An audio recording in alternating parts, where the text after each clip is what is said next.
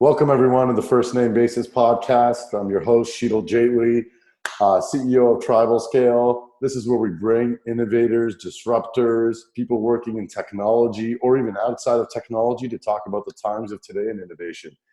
With me today, I got Mark Ghermezian, who's the CEO of American Dream. Mark, welcome to the podcast. What's up? How are you? Thanks for having me. Dude, so good to have you, man. How are things going, first of all, for you? Things are going well. Kids are back in school, although they're in their own little pods. But it's been interesting, and we opened up our center back in October. Yeah, it's been a huge learning curve for me and for the whole team, and even for our guests. So let's talk a little bit about American Dream for like our listeners who don't know what American Dream is. I think most people do know what American Dream is, but talk a little bit about the business. Yeah, so American Dream is, I like to call it a unicorn. It's a mix of Disney World and the best of shopping, the best of food, all indoors, right in New Jersey, about 15 minutes from Manhattan, actually. So it's about 3 million square feet. What a lot of people don't appreciate is actually the size and depth of the experiences that we have there. We have the largest indoor amusement park with Nickelodeon. So think like SpongeBob themed amusement park with all the Nickelodeon characters, roller coasters, all the way down to rides for toddlers. Right.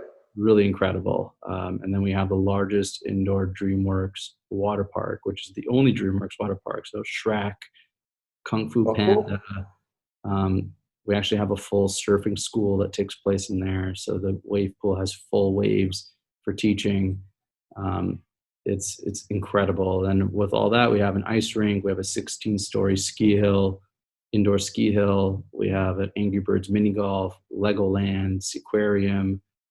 So there's a whole world of experiences that are ticketed, that are unique. And then we have the best retail. We have the largest Zara, the largest Primark, Uniqlo, H&M. We have a whole Coke Eat area, which is sponsored by Coca-Cola. We have a Munchies food hall with Vice. So again, like you come there with your family, you'll come once, then you'll come again. And I could see New Yorkers and New Jerseys and locals coming 3, 4, 5, maybe 10 times a year with their families. And it becomes a destination, right? It's like it's a destination. You set out a plan because your whole family wants to go to American Dream. Yeah, we're seeing a lot of our ticket sales are planned in advance, 2-3 weeks in advance.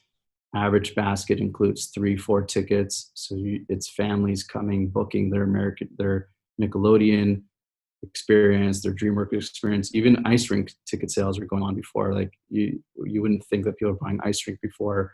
Angry Birds mini golf is incredible. Yeah. So it's a destination, which then I gotta ask, you got beer leagues in there? You can. So you got. So we're actually opening up a whole American Dream Hockey League, men's hockey league, awesome. Skating lessons. It's really incredible because the whole thing's indoors, right? And one thing that I'm trying to do is how do we actually emulate and become more Disney-esque with how we operate, the culture we're creating, and that kind of magical feeling that you feel as a guest when you come onto the property. Very cool. Very cool. So this pandemic, obviously, is something you don't expect, and it's something that's very tough to plan for. What are some of the things that, like, you just recently opened back up, and so what are some of the things that you and your team had to think of that you never even thought you'd have to when? Yeah, pre-COVID. Right? First, we were going to open March 19th. It was supposed to be our grand opening. We had to shut everything down March 16th. Right. So that was very hard psychologically for the entire team. We had to go through a furlough period and really cut down really hard. And it allowed me personally, that I started there in January. We kind of like revisited like who we are, our mission, our vision, what we are as a company. It accelerated a lot of our digital things. You had to go do like some real soul searching even before you open the doors, right? It was crazy. And you're kind of thinking about like, what are we going to do when we open? Are we going to open? How soon can we open? I think a lot of people thought that this was like a month thing, a 2-week thing. I thought it was a 2-week thing, man. I was like, hey, everybody at TribalScale, we'll be on the cautious side and we'll stay home for 3 weeks. And It was crazy. we still aren't back.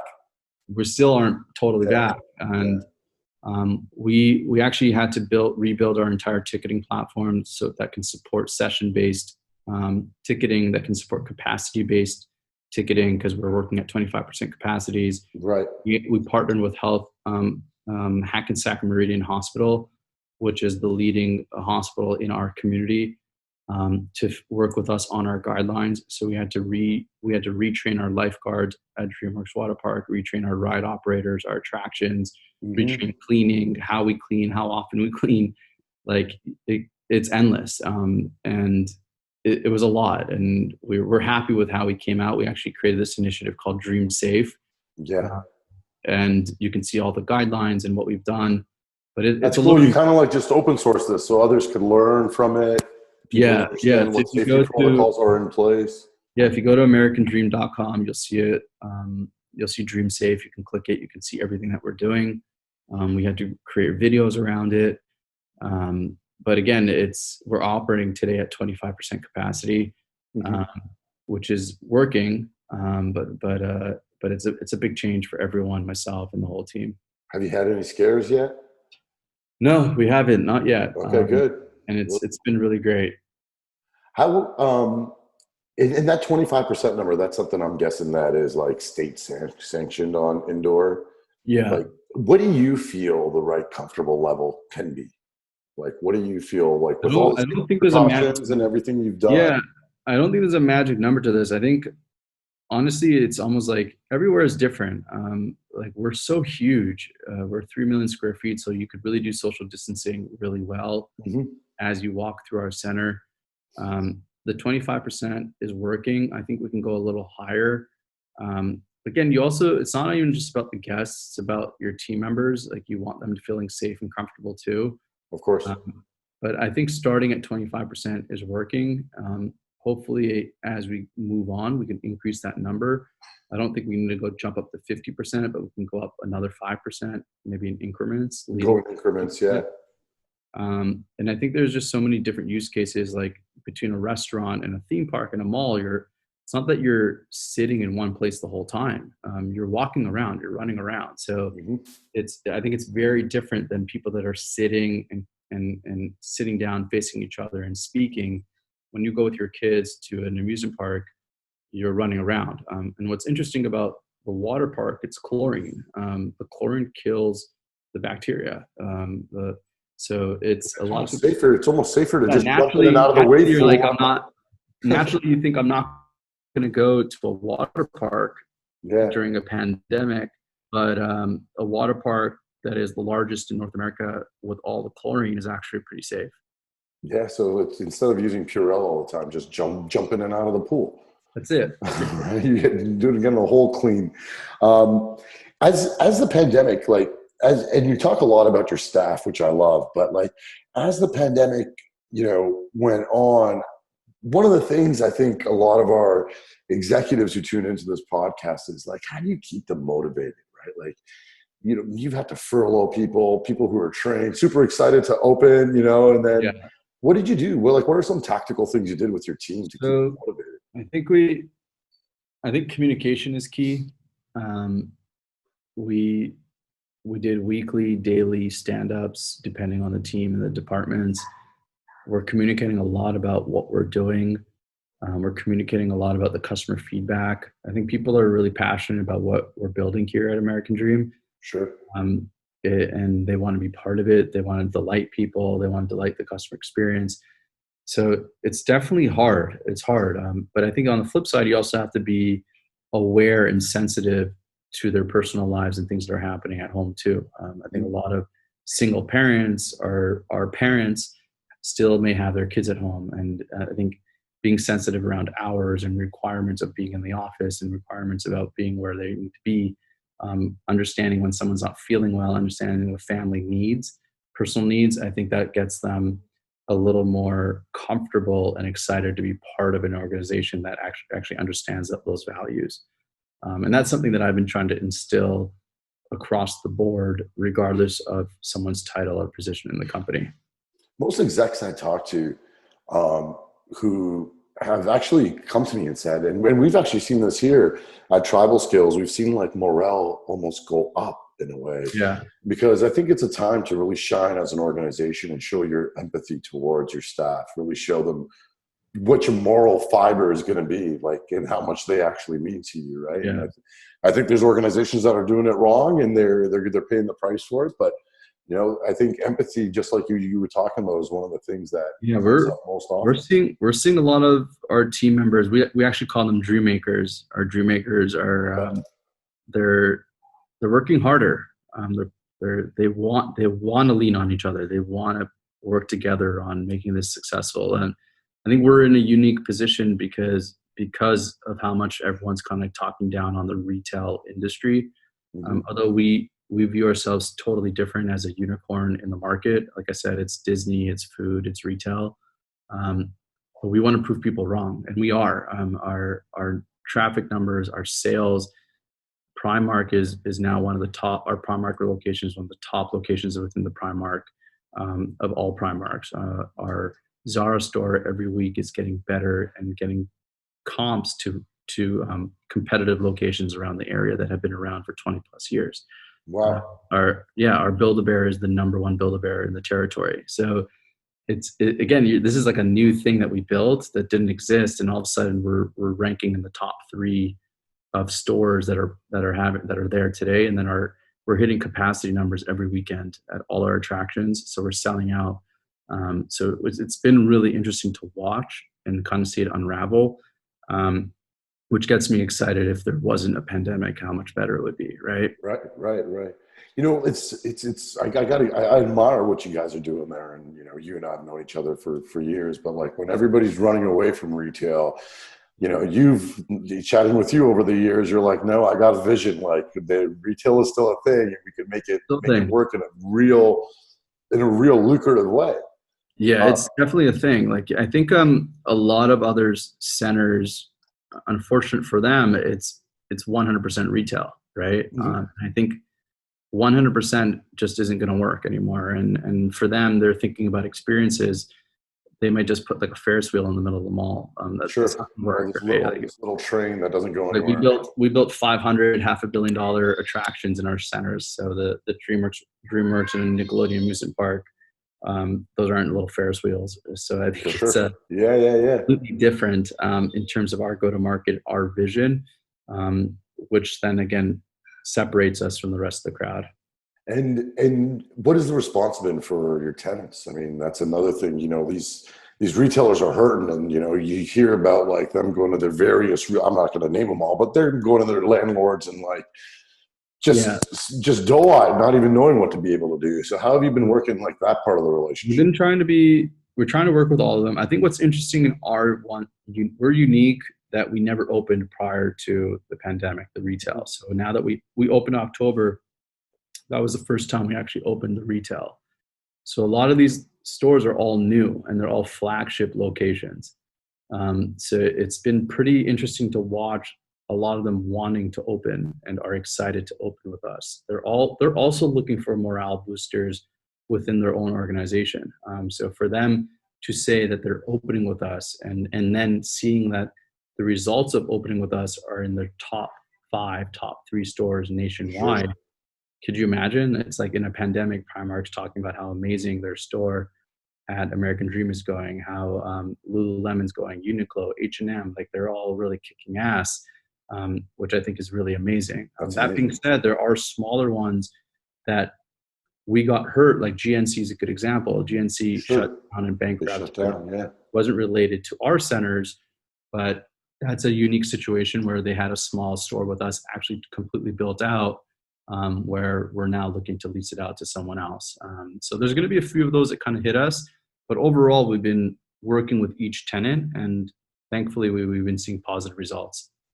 Have you so like when you got like space now, I mean, one of the things that most retailers, you know, like I guess some of the smaller ones are not thinking about expansion, especially now during the pandemic. What are some innovative things you're doing to attract new tenants into the space? So tracking or innovative things we're thinking about. So there's a few things. So since I got here, digital has been a big focus of mine. And if Well, you're a digital guy by trade. We should say that. yeah, I've known Mark from his digital days. yeah, They'll and it's never still, really leave you. it's never going to leave me, and it's still very strong within me. And digital is how you scale and how you disrupt, and technology is how you scale and disrupt. And For sure. I think one thing that we've been testing out, that I've been driving the initiative, is live commerce, and how can we bring actually live commerce to our customers and our guests. And what that is, if you notice in Asia, they have like the live apps where you can shop, and literally it's an app you download and people are like talking about what they have and you're watching them. It's like a live story, but shoppable. So we've been testing that at Mall of America with our tenants, and it's been going really well. I kind of look at American Dream and Mall of America and the shopping centers that we own as content producing. They're creating content, right? So if you think about, we have all the amusement parks, we have the food, we have the retail, so we have all this content just sitting there. How can we actually bring that content and break it out of our walls? And those are things that we're going to be doing and launching soon within American Dream. We're launching our own platforms to kind of support these, where you can do live shopping. So again, it's not limited to just the foot traffic that's coming through our centers, but if we could push this out and actually have you being able to shop American Dream stores from Toronto, that's pretty awesome. You can actually it wouldn't be me, dude. It'd be my wife. She bought me this shirt. She does everything. But imagine being able to get a behind the scenes of the water park, and you subscribe to that and you can watch it. Maybe your nieces or nephews can actually watch a show of SpongeBob that's taking place at Nickelodeon, but they're watching it. So there's a lot of things that we're going to be doing that we can bring in. So I think like we're in that content business, and if we could figure out ways to distribute out the content outside of our walls, that's going to be interesting. Then we're also thinking about e-commerce, and our e-commerce can be really interesting. If you think of Disney, shop.disney.com, they're selling merchandise from all their characters and all the brands, plush toys, hoodies, t-shirts. We also have IP. We have IP with Nickelodeon. We have IP with DreamWorks. We have IP with Angry Birds. So we're going to actually be launching our e-commerce version of Shop.American Dream, which is going to be selling that merchandise from that IP as well, which I'm excited about. You know, it's cool that you're going to do this here in North America, because in Asia, this is like a common thing, right? Like in Asia, they're so far ahead and they've done this, but like nobody's really taken this like platform-based approach to get a bunch of retailers on a platform. I think that's the problem, right? There hasn't been a consortium per se to be able to do this here. Yeah. So again, I think we're special because the American Dream brand is a brand itself, right? If you look at our Instagram, we're now over 150,000 followers. You look at any other shopping center, they're lucky if they hit 20,000 followers on Instagram. And we actually had Cardi B come by American Dream yesterday, which is like, she actually DM'd us. She's like, I want to come with my daughter. That's amazing. And I think it's, again, I want to. Did she WAP in the middle of the mall? Thank God, none of that. It's a family experience. Exactly. It's a family experience. But could you imagine, like, we're trying to be more Disney-esque, and we have celebrities and people coming through and wanting to be part of this, which I think is really, really speaks volumes to what we're building and what we're kind of trying to create here. For sure, for sure.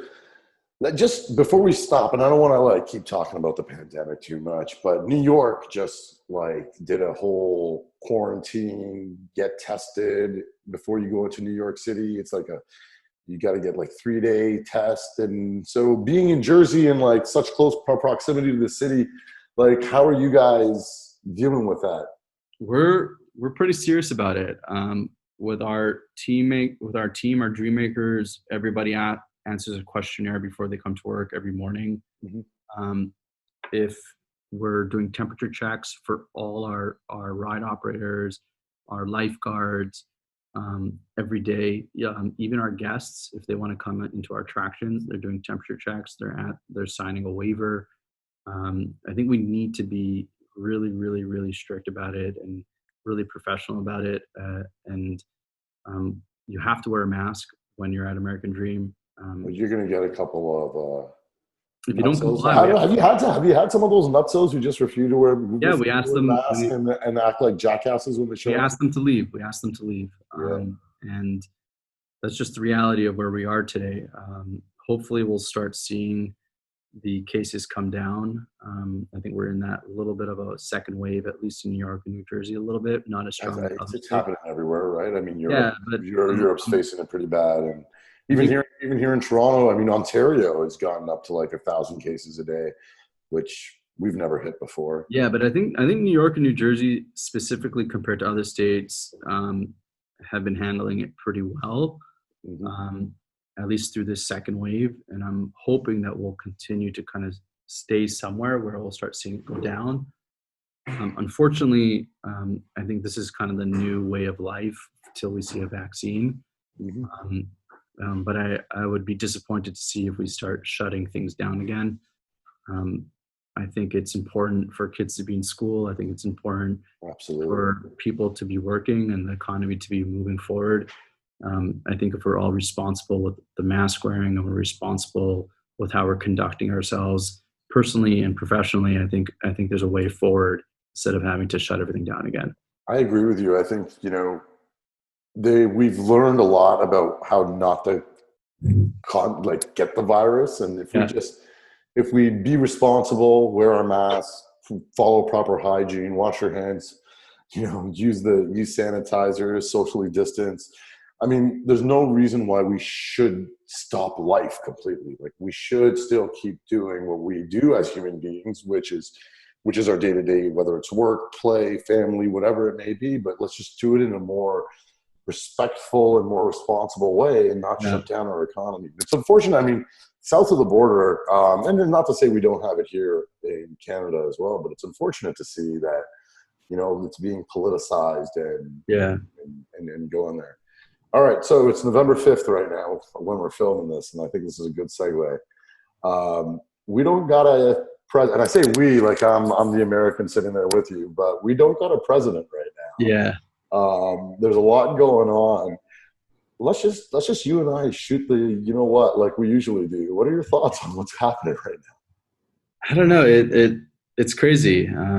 First, it's really incredible to see how close it is. Yeah. I think.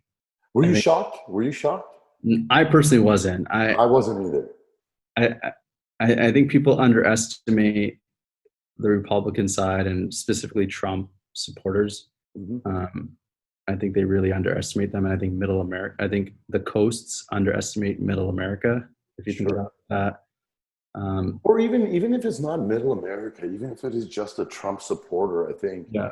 I did this whole tweet rant yesterday where I just went off. I did a little tweet storm, but it was all about I just don't think the left actually sits down to listen to what the other side wants to say. And I bet you there's not everybody is in a pickup truck with a Trump flag trying to run a bus off the road that's a Trump supporter, right? These are our neighbors, our executives who are Trump supporters, even the blue collar workers, these are people that a lot of people don't give even the opportunity to hear them out, right? They don't even want to hear it. And so they'll just shut up and not say what you don't want to hear. But then when they go to vote, they'll go vote with what the policy or whatever they believe in. And I firmly believe most of those Trump votes came from people who don't even like Trump because he's such a jerk, right? He is pretty divisive and all that stuff. But I bet a lot of those votes came because people are actually concerned. Yeah. It's unfortunate where it is. And it's very divided. Obviously, it's not like it's a small group of people, because you can see from the results of the votes. Yeah. But I'm hoping whoever wins can actually kind of merge that gap between everybody. And I think at the end of the day, if COVID didn't show us anything, it shows that we're all kind of connected. Yeah, for sure. And I think that's something that I learned from this, and it's unfortunate, but I'm hoping that we can get through it. Who knows how long it's going to take now with all the legalities and recountings and suing and this and that is just going to prolong, I think, what probably will happen. It looks like Biden's going to win. But you never know, right? You never know.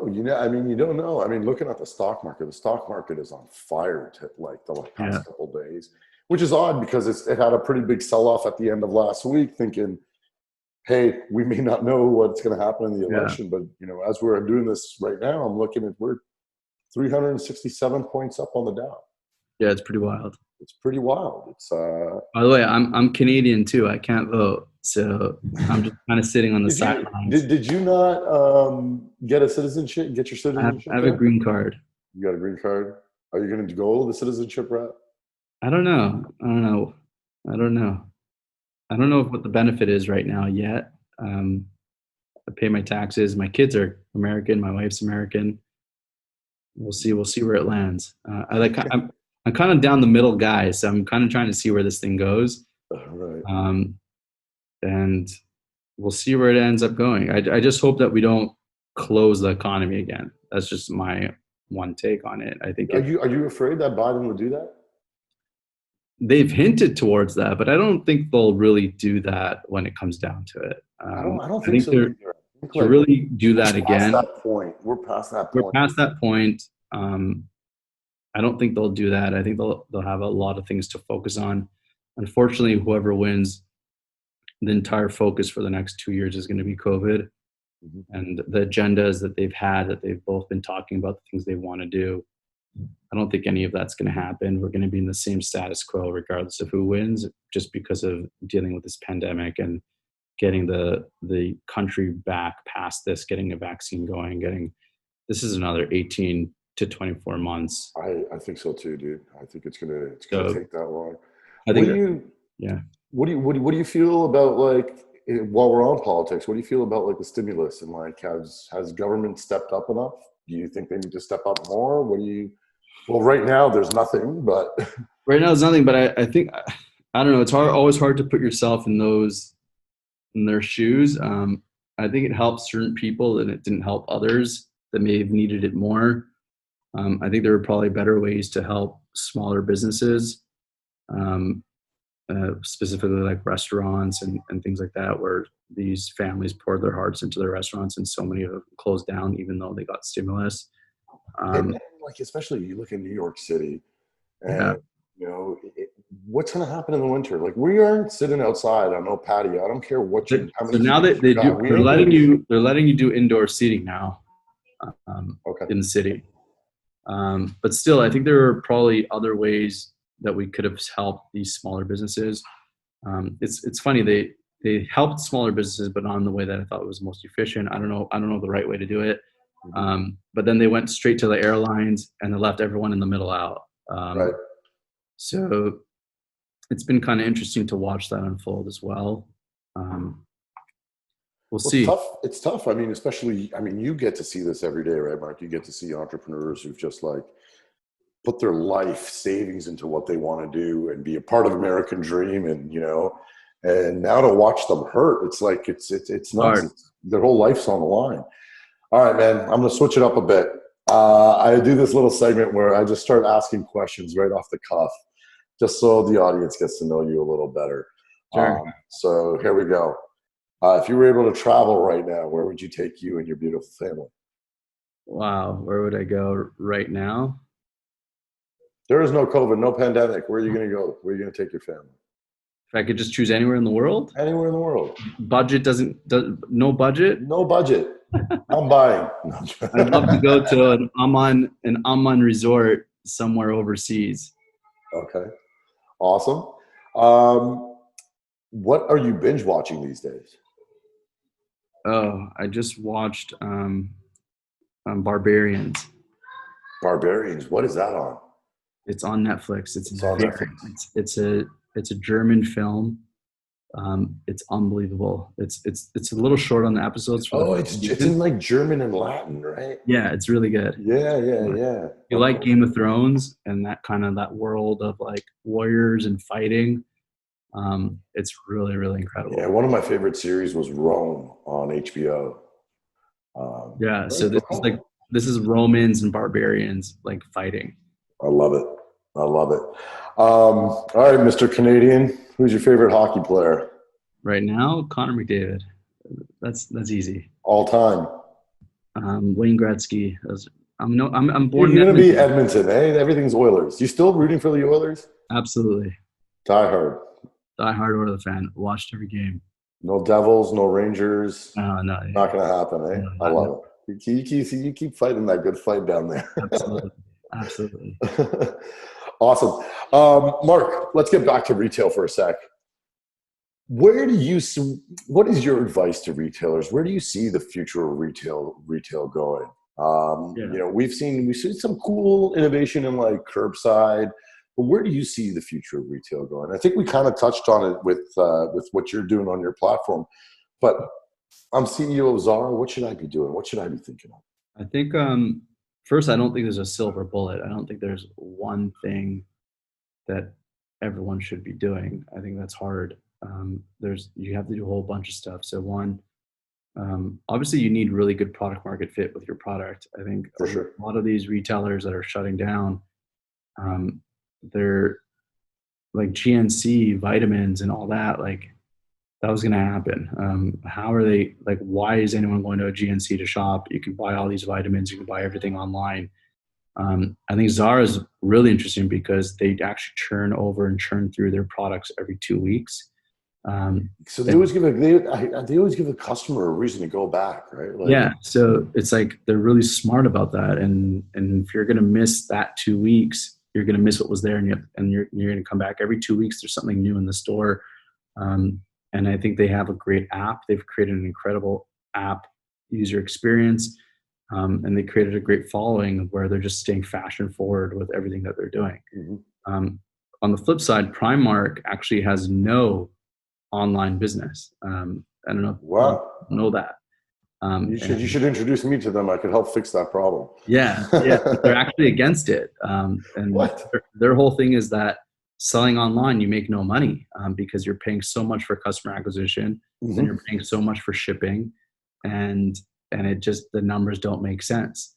And I think they're probably unique because maybe their average basket price is a little lower. Sure. So maybe they're right. But again, I think there's no silver bullet. I think it's having the right product, having the right user experience. I think your digital strategy needs to be really well thought out. I think there's a lot of great platforms like Shopify that can enable you to test online. Curbside, I think, is important. It just seems like it's something you have to do, but I don't see it becoming like creating such incremental value. Again, there isn't anything specific. I think it's just making sure that you're not staying dead in the water and becoming comfortable with where you are. That's where I would leave it. I would say as soon as you become comfortable, you need to start pressing the gas. That's almost like for everything though, right? Even your life. Like, yeah. As soon as you're too comfy, you're not learning. You're not pushing. Look at like the best analogy in the world is the BlackBerry. They just kept fighting it and fighting it and fighting it when Apple came out with the iPhone. And who was the smart one between BlackBerry and iPhone and Apple? It was Samsung. Samsung came in and said, you know what? Apple's right. I'm going to go touchscreen phones and make Android. There was no reason why BlackBerry shouldn't have been the Samsung of today. 100%. No reason at all. You hear stories that like Balsillie had like prototypes of touchscreen devices in his hands, on his desk, even before the iPhone. And really? Just like, nah, the keyboard, we're just going to stick with this keyboard. And they kept fighting it. Like, kept fighting it, yeah. And kept fighting and fighting. Too much market share, you think you can't be taken down, and eventually. We all loved BlackBerry. BlackBerry was the shit. Yeah. You know, BlackBerry, it was like, what? How could you not use What's your PIN? What's your PIN? I mean, and messaging, they owned everything. They owned the whole ecosystem, and they could have been the Android Samsung of today to really combat. And it's because they were comfortable and they fought it. So I would say to the retailers, don't fight it. Don't dig your feet into the sand. Like, be open, be innovative. Try things. It's okay to fail. You have to try things. You have to try and learn. And if it doesn't work, it's okay. You have to keep trying until you crack the code on what works for you and your brand. I admire Google for that. Like, Google comes out and they do these big like products and they launch them, but they're quick to like shut them down. I think it's just this week they're like, Google Play Music is going to now merge with YouTube Music, and it's done. Really? Wow. And so, I love that. It's like, hey, Google goes and tries, and if it doesn't stick, forget it. So they're going to find another. They still got learning out of it, and so they're Yeah. going to go and try to apply it to another part of their business and keep going moving forward. Those are the famous last words, right? We've always done it this way. Those are your famous last words. If you catch yourself, Oh, I hate that. I hate that. Oh, we always do this. we always do it this way. Well, that's exactly why you should not do it, right? Exactly, exactly. And that's also, if you're not reinventing yourselves, I also think like with our staff here at Tribal, like when we hear that, it's like, no, let's challenge the status quo. Doesn't mean if I'm CEO, I'm always right. You got to challenge. You got to challenge. And I call it healthy friction. We have this healthy friction all the time of having real debate about like, what should the next step forward be? Yeah. But that's like, it's a good way to have But it's been hard for retailers. I think it's an industry that's been hurting, and like I said, there's no silver bullet. And I think naturally you're seeing the ones that didn't accept the things we're talking about are the ones that are kind of falling out. And I think COVID accelerated a lot of that. Like a lot of these probably would have been around for another 2, 3, 4 years. Yeah. But it just kind of like wiped them out really quickly, which again, I think is going to spark a lot of strong innovation too. Like think about like how a lot of your own customers, your clients have innovated themselves through COVID. Things that you were trying to tell them to do for a long time, like, oh yeah, we'll do it. They're all we look at financial services like that slow moving beast, and our large banking clients like have had more innovation in the past 8 months than they have in 5 years. Right? Like now they have to do it. They have to do it. They don't have a choice. Like a good example, honestly, when I came to American Dream, it's a Microsoft suite. They all use the Microsoft suite. I'm like, why don't we start using Teams? And nobody wanted to touch it. Nobody. Really? The entire organization is on Teams now. Nice. And I was pushing it, but like this, everybody's on it. We're now all on OneDrive, sharing docs. And I know these are small things to a startup. Like, what are you talking about? Like everyone's on Slack, everyone's on Google Docs. Like, yeah. But for a large enterprise to get a shift like that is very hard. But COVID allowed us to do that. Cool. Mark, I want people to understand your tech background, man. You guys, when we first met, I was like, what the heck are you guys doing? And then, I started seeing the traction. But talk a little bit about Appboy and like, which is now called Braze for all of our listeners, which is an amazing, amazing New York City success story. Well, global now, but started off in New York City. So talk to us a little bit about how that whole story came about, how the team came together, how you guys even started solving a problem. Wow, it's a long story, or it was a long time ago, it seems like. But it all kind of started with Steve Jobs announcing apps on iOS, and I saw that as a unique opportunity to build software for apps. I like to call it the picks and shovels. I love the picks and shovels business. And I just felt there was going to be a rush of apps coming into the marketplace. So I was thinking about how do we create services or software that could support the app developers and the brands that are making these apps. And the software we landed on was creating a CRM or lifecycle marketing automation, and engagement platform. Back then, we didn't know what to call it. Right. And for these developers, and fast forward today, we're now the leading lifecycle marketing platform, engagement platform for mobile apps, websites. We power majority of emails, push notifications that are going out on. We're talking big brands. Like people don't realize it, but you guys are the ones who are powering the apps that sit on the first or second screen of your device. Yeah. So when you're getting a push notification from Lyft, or you're getting a push notification from SoundCloud, Domino's Pizza, Pizza Hut, that your pizza's ready, then you're getting the email with your receipt. That's all powered by Braze. And I think kudos to the team that we put together. Kudos to I gotta get Bill on here soon. Yeah, my co-founders and those guys. It's a special company. Really privileged to be part of it, and excited to see where we go. We're now competing with the Salesforces of the world, and it's been really, really amazing to kind of watch. And with all that being said, I think we're still scratching the surface with where it's going to go. I love it.